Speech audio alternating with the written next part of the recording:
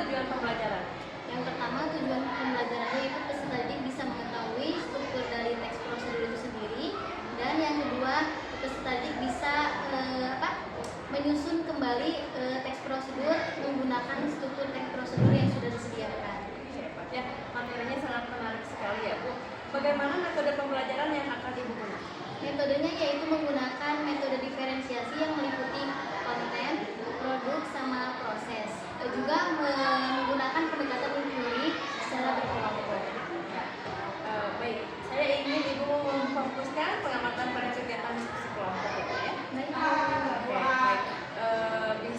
Nanti Ibu bisa menggunakan format pengamatan yang akan saya berikan. Terima kasih Bu. Ya, mangga silakan ya Bu ya.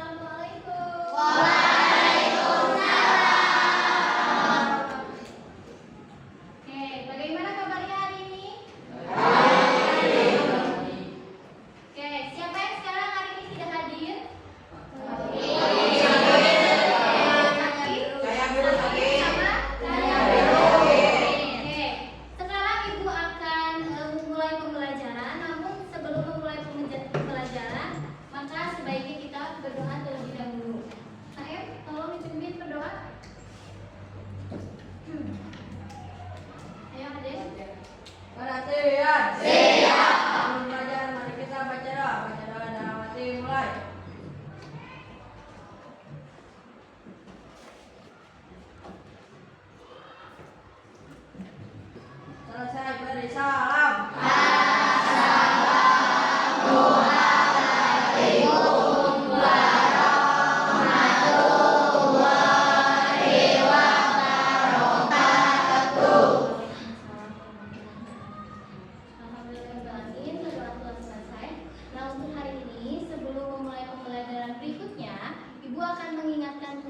Bahwa pada minggu-minggu kemarin kalian sudah belajar mengenai teks prosedur ya. Kira-kira apa itu teks prosedur? Apakah kalian masih ingat? Oke, teks prosedur itu apa kira-kira? Oke, membuat, terus apa lagi? Oke, di dalam teks prosedur itu ada langkah-langkah ya yang harus kalian lakukan, baik itu dalam melakukan kegiatan maupun membuat sesuatu. Terus selain pengertian dari teks prosedur,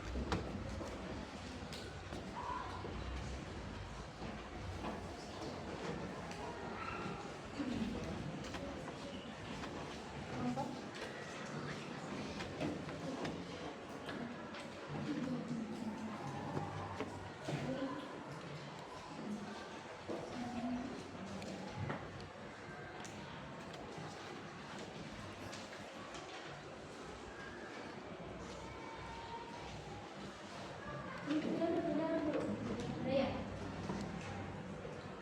Ada ya?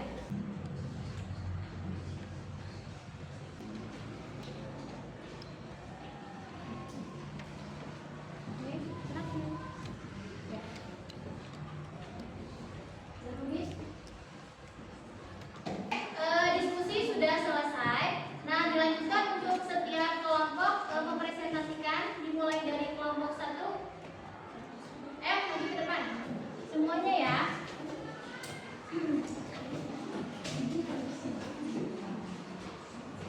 Ya.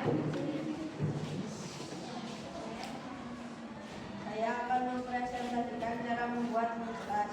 Siapkan bahan mie instan, air panas, bawang cabai 1 bungkus. Siapkan alat mangkok, gunting, sendok. Cara melakukan: buka mie instan dan tumisnya. Kemudian seduh dengan air panas. Setelah itu tambahkan bawang cabai 1 bungkus, aduk dengan sendok. Oke, tepuk salut.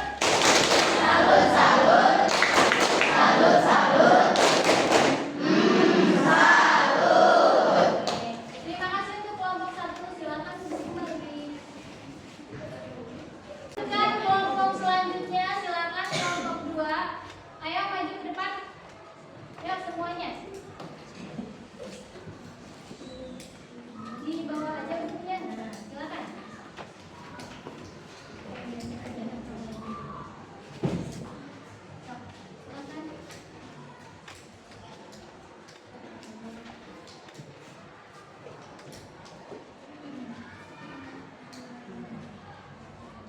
Assalamualaikum warahmatullahi wabarakatuh.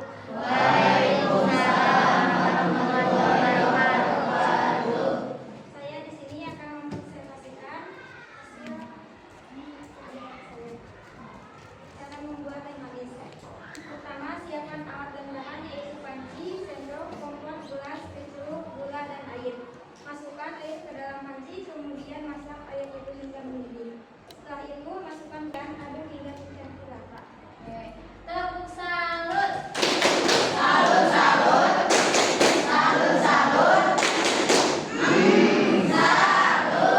Oke, tadi tepuk semangatnya. Mau jadi nggak yang sebelum presentasi ke depan? Oke, anak-anak, untuk pembelajaran hari ini cukup ya. Namun sebelum dicukupkan, Ibu ingin dari kalian untuk menyimpulkan pembelajaran hari ini. Kira-kira siapa yang mau menyimpulkan? Oke, silakan dari kelompok Revalda. Kesimpulan dari pembelajaran hari ini adalah dari struktur teks prosedur adalah yang terdiri dari 4 bagian, yaitu 1 tujuan, 2 bahan dasar, 3 langkah-langkah, 4 penutup, dan yang paling penting dari struktur teks prosedur ini adalah langkah-langkah, karena di dalam teks prosedur langkah-langkah yang harus Ada ya, karena harus sesuai dengan teks prosedur juga. Oke. Terima kasih atas kesimpulannya. Kita berikan tepuk salut. Tepuk salut.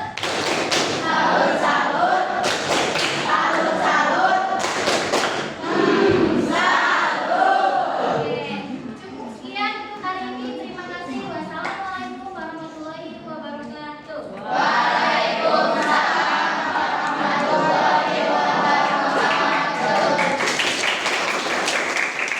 Warahmatullahi wabarakatuh, Bu Tisa.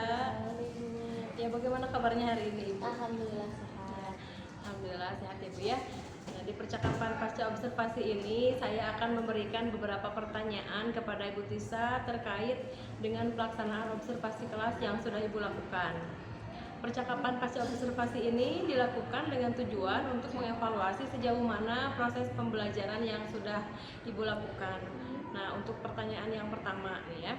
Bagaimana perasaan Bu Tisa terkait dengan jalannya kegiatan observasi yang sudah Ibu laksanakan? Yang pertama tentu sangat deg-degan ya Bu ya, karena ini adalah salah satu penilaian saya pertama kali.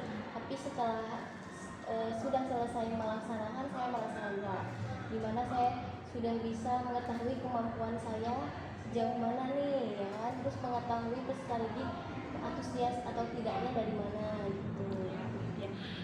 Bisa diceritakan kembali tidak area pengembangan yang sudah Ibu lakukan di dalam kelas, kemudian langkah-langkah atau tahapan-tahapan pembelajaran apa yang yang sudah Ibu lakukan? Yang pertama atau tahapan pertama yang saya lakukan yaitu membuat rancangan pembelajaran seperti modul atau PPT. Yang kedua atau kemudian saya menyiapkan media pembelajaran yang disesuaikan dengan materi yang akan saya sampaikan pada hari itu. Nah, untuk pengembangan yang nanti saya akan lakukan di kelas yaitu adalah mengenai teks prosedur yang berkenaan dengan struktur teks prosedur.